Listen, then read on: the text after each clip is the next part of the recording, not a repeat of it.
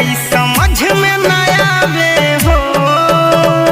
जब हम फोन करिए करे जा बिजी बतावे हो। अरे ऐसा कोनो बात नहीं खजा। प्यार करेलू की करेलू खेलवाड़ ई समझ में न आवे हो। जब हम फोन करिए करे जा बिजी बतावे हो। बतावा कहाँ ऐसे न फिर के देखाई तो हंसक मिटा दी हो। कहता तारा फोटो पर भतार लिख के हे जानू ये सब